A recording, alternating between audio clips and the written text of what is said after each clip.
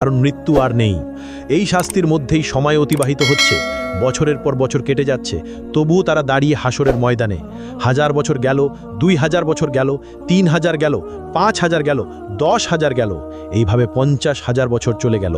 তবুও তারা অপেক্ষায়, তারা কাঁদছে, ইয়া রাব্বি, ইয়া রাব্বি, আমাদের বিচার শুরু করো না এখনই। এই অপেক্ষা শাস্তির চেয়েও কঠিন। আমাদেরকে জাহান্নামে নিক্ষেপ করো, কিন্তু তবু এই অপেক্ষা শেষ করো, আমরা আর পারছি না।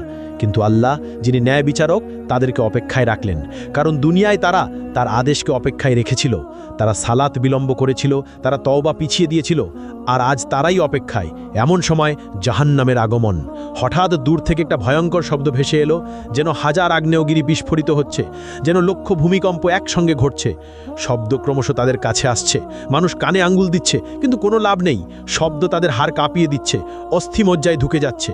তারপর দূর থেকে দেখা দিল জাহান্নাম, ভয়ঙ্কর জাহান্নাম, 70,000 শৃঙ্খল দিয়ে বাঁধা।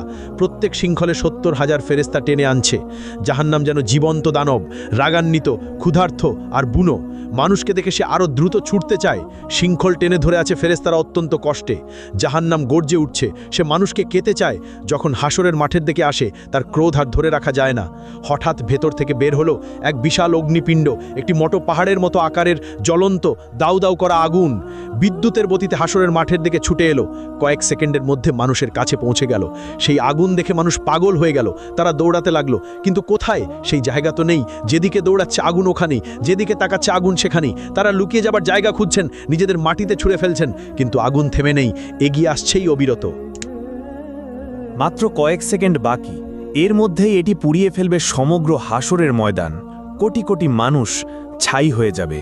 কিন্তু সেই শেষ মুহূর্তে আসমান থেকে নূরের ঝলক নিয়ে আসবেন জিবরাইল আলাইহিস সালাম।